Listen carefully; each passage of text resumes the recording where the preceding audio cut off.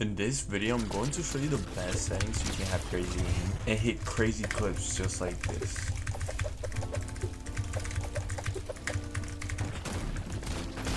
But before we start, I just published my first music 1v1 map. This map will make you feel like you're in another dimension. With first person, majestic backgrounds, crossers, and more. And your favorite music from your famous artists are in this map. By the way, you can even get XP by just being AFK. Make sure to favorite and like the map for a chance to 1v1 me on stream.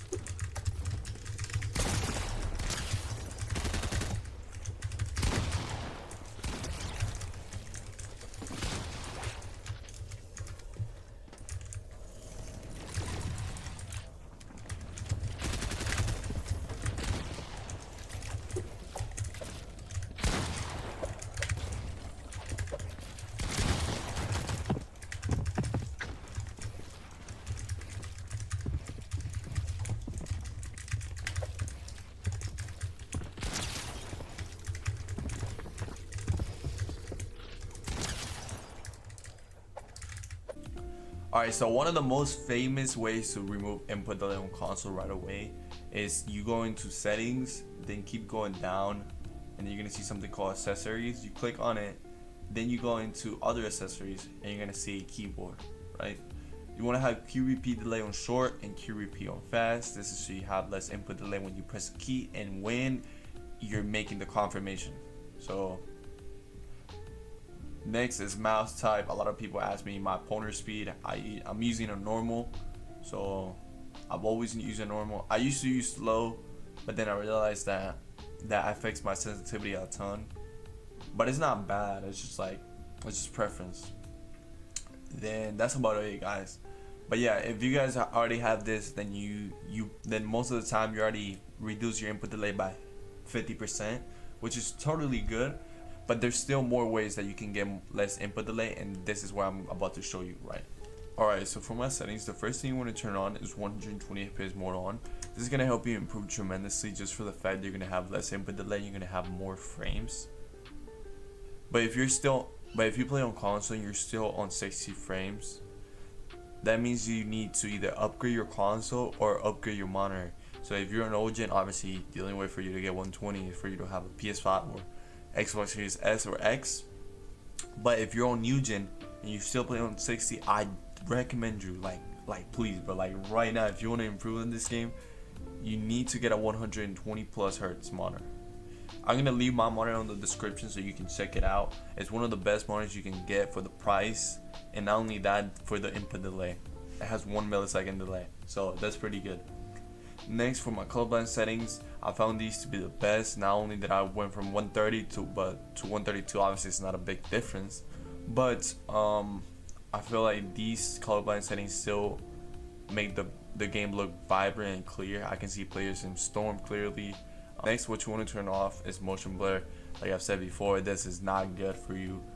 Like overall, like it impacts your performance, gives you more input delay, and it makes your game not look clean. Like, I don't know. That's just me though. Then user interface parallax, turn this off too. Then we're going to my audio settings, nothing too crazy. But what you need to do is turn the visualize sound effects. If you haven't already, this is the cheat code, guys. Like, if you don't have really good headphones, or your headphones are mid, even if they're good, I still recommend you to use visualize sound effects because everybody's using that, just for the fact that you can see players from like 40-30 feet away without even hearing them. It would just tell you on the screen where they're at. So it really helps during ranked games when you're trying to W key and third party people and somebody shoots from like 200 meters away and it shows on your screen, then you go into that direction. You know what I'm saying? So that's what I use to be able to drop 20s in rank all the time. Next, we're going into matchmaking region. If you guys want less input delay and less lag, what you guys need to do is get an Ethernet cable. And specifically, I'm gonna put it right here on the screen, is a Cat 6 if you're on console, and if you're on PC, you can get a Cat 7. I went from having around 43 ms with Wi-Fi on NAEs, and once I switched to Ethernet cable, look, now I have 24. And then same with Central. I used to have 63, 64, I think it was, and then it went down to 45. So it definitely helps a lot, guys. And if your goal is to improve on this game, definitely get an Ethernet cable. Oh, and one more thing, it also depends on your internet speed. If your internet speed is bad and you get an Ethernet cable, it's not gonna magically just make it better. So you need to have those two things. Next, keep going down. We're gonna go into combat section. I have hold to swap pickup off, toggle targeting off, mark danger on. I recommend you to turn on auto pickup weapons just for the fact that you're gonna be able to win more 50-50s, and you're gonna be able to realize an improvement in making it off spawn, you know, in early fights and early games. Same with prefer auto slots. This is just a preference, but just like with time, let's say you grab a gun and you gotta go into the inventory, move your mouse and then change it. I'd rather just like pick it up and then it automatically goes to the place that I want it. So for me, it's SMG, shotgun, assault rifle, then on the side, and then heals at the end.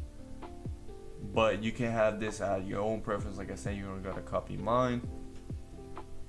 As you guys know, I've always used edit and release and I'm still gonna keep using it because it's really broken. Honestly, I just prefer it so much more. Like, I feel like I can edit faster, I have less delay. Maybe it's just placebo, whatever you guys want to call it, but I guarantee you can spend a week on edit and release on, and you're gonna be way better on edit and release on. I guarantee you. Then there's this new thing called simple edit.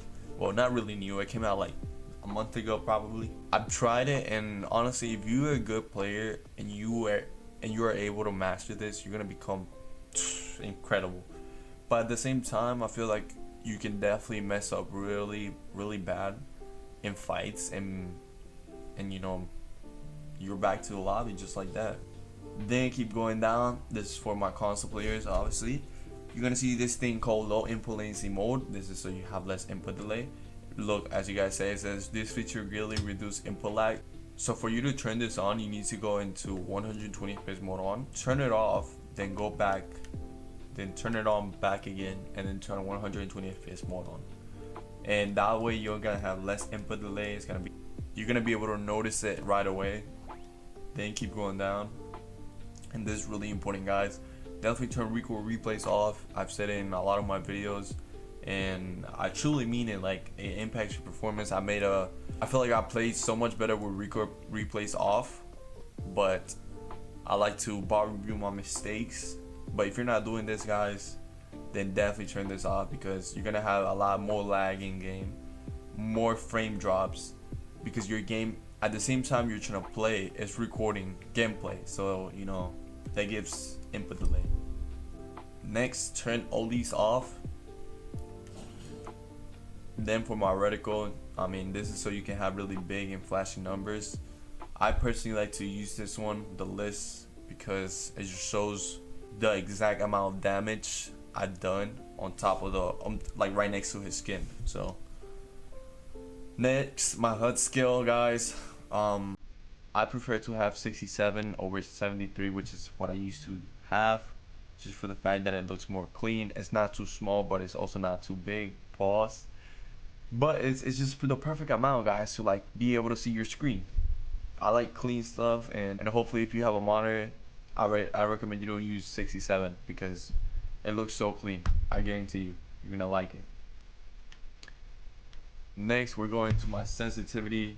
I'm using 7.1 on both sides. Targeting sensitivity 25.5, scope sensitivity 26.5, building sensitivity 110, editing 110, and first person 100. I don't really play first person modes. Zoom scaling I have on legacy. Lock input method as mouse, guys. Turn this off. And then for my double movement, I'm using 63. As you guys know, I made a switch from 73 to 63 a couple months ago. Best decision I made on this game. I've improved instantly. I was able to move left and right without stuttering. My free wheeling got better. My piece control got better. And you guys are not gonna believe it, but I promise, my aim got better too, which is crazy. But here's the thing with movement, right? A lot of people don't talk about movement in Fortnite, but it's really fundamental, because without movement you're not gonna be able to have good piece control, good mouse control. You know, that's why 99% of the pros use double movement, because it's really good. It helps with everything. Then mouse flight 100% definitely, and then turn all these settings off, guys. Now for my keybind settings, I'm gonna go slow so you can copy them down.